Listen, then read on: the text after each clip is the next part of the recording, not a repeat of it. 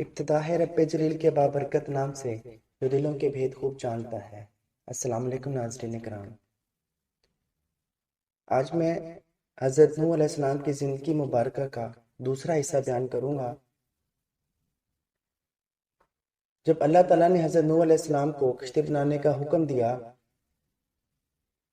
تو اللہ کے حکم کے مطابق آپ نے کشتی تیار کرنا شروع کی۔ کچھ لوگوں نے مذاق کرتے ہوئے پوچھا، اے نوح کیا بنا رہے ہو؟ آپ نے بتایا کہ میں ایک کشتی تیار کر رہا ہوں کیونکہ اللہ کی طرف سے عذاب آنے والا ہے۔ اللہ نے جو ڈھیل دی تھی وہ ختم ہو رہی ہے۔ جب وقت آئے گا ہر طرف پانی ہی پانی نظر آئے گا، صرف وہی بچے گا جو اس کشتی میں سوار ہوگا، جو بت پرستی سے توبہ کرے گا، گناہوں سے معافی مانگے گا، اسی کو اس کشتی میں جگہ ملے گی۔ لوگ بولے، اے نوح یہ زمین تو خشک ہے، ایسے آثار بھی نہیں ہے کہ اتنا پانی ہو جائے کہ کشتی تیرنے لگے۔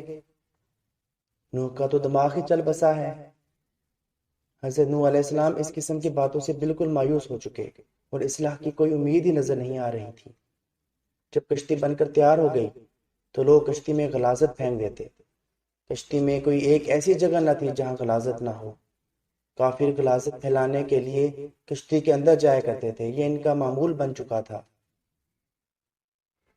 یہ ساری صورتحال دیکھ کر حضرت نوح علیہ السلام نے اللہ تعالیٰ سے دعا فرمائی، یا اللہ ان ظالموں کے مقابلے میں میری مدد فرما۔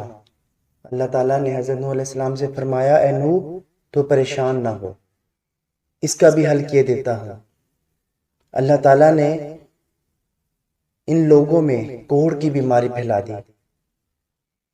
ایک مرتبہ ایک کوڑ کا مریض بھی اپنے ناپاک مقصد کے ساتھ کشتی کے اندر گیا۔ اس کے سڑے ہوئے جسم کا ایک حصے پر غلاظت لگ گئی۔ کچھ دیر بعد اس نے دیکھا کہ جہاں غلاظت لگی تھی وہ حصہ اچھا ہو گیا، یعنی ٹھیک ہو گیا۔ اب اسے حیرت ہوئی کہ یہ کیا ماجرا ہے، آخر غلاظت سے کس طرح شفا ہو سکتی ہے۔ پھر وہ کشتی کے اندر داخل ہوا اور غلاظت پوری طرح سارے جسم پر مل لیا تو دیکھا کہ وہ بالکل تندرست ہو گیا۔ یہ بات کوڑ کے مریضوں کے اندر پھیل گئی تو سب نے کشتی کے اندر داخل ہو کر غلاظت ملنا شروع کر دیا۔ اس طرح پوری کشتی پاک صاف ہو گئی، یہاں تک کہ لکڑی کے تختوں کے بیچ میں موجود دراڑوں میں بھی جو غلاظت گئی ہوئی تھی وہ بھی ان لوگوں نے پانی ڈال ڈال کر اس کو باہر نکال کر اپنے جسم پہ مل لیا۔ یوں کشتی اچھی طرح صاف ستھری ہو گئی۔ حضرت نوح علیہ السلام نے اللہ سے دعا کی، اے رب لوگوں نے میرا کہنا نہیں مانا، ایسے شخصوں کی پیروی کی جن کے مال اور اولاد نے ان کو زیادہ ہی نقصان پہنچایا۔ ان کافروں میں سے زمین پر ایک باشندہ بھی مت چھوڑ، اگر آپ ان کو روئے زمین پر رہنے دیں گے ان کی اولاد بھی کافر ہی ہوگی۔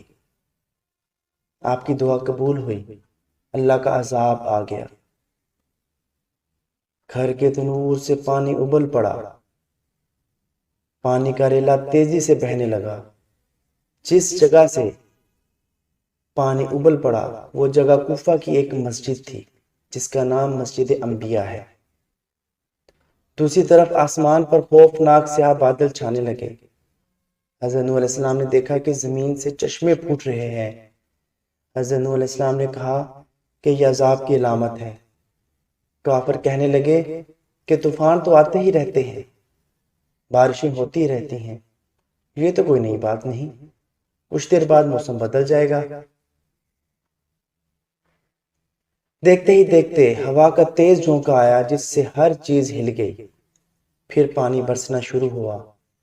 بارش میں اتنی شدت تھی جیسے کہ آسمان نے اپنے تمام دروازے کھول دیے ہوں۔ حضرت نوح علیہ السلام نے ایمان والوں سے کہا کہ کشتی میں سوار ہو جاؤ۔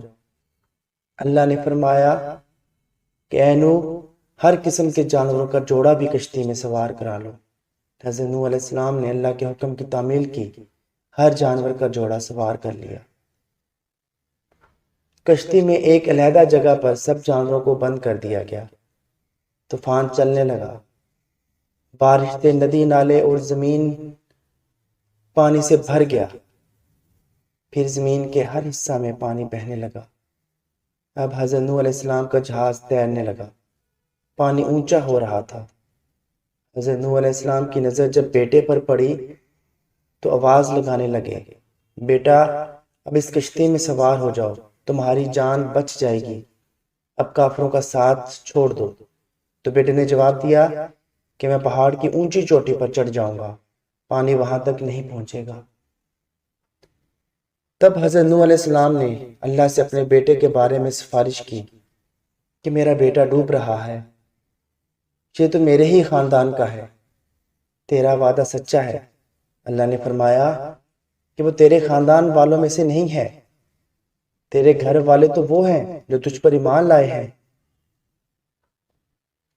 روایات کے مطابق بارش مسلسل 40 دن تک ہوتی رہی، جو کچھ زمین پر تھا سب ڈوب گیا، کافروں کا کام تمام ہوا۔ جو لوگ حضرت نوح علیہ السلام پر ایمان لائے تھے وہ کشتی میں سوار ہو کر بچ گئے۔ کشتی کوہ جودی پر جا کر ٹھہری، جسے ارارت بھی کہتے ہیں۔ کشتی میں سوار سب لوگ محفوظ رہے۔ اس دوران حضرت نوح علیہ السلام کو ایک فاختہ نظر آئی، اس کی چونچ میں زیتون کے درخت کا پتا تھا۔ یہ امن و سکون کی علامت تھی، یعنی پانی اتر چکا ہے۔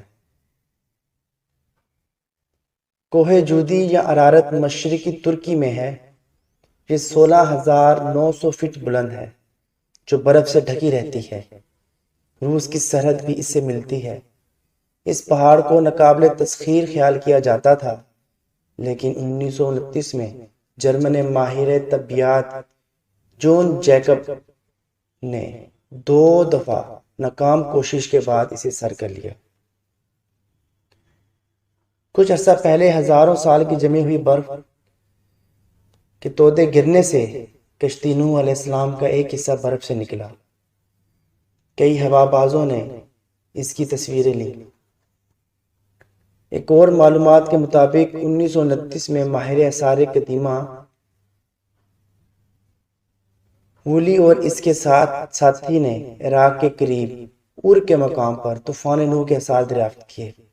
انجیل مقدس کتاب پیدائش کی روایت کے مطابق طوفان نوح کا واقعہ وادی دجلہ فرات سے بھی متعلق ہے۔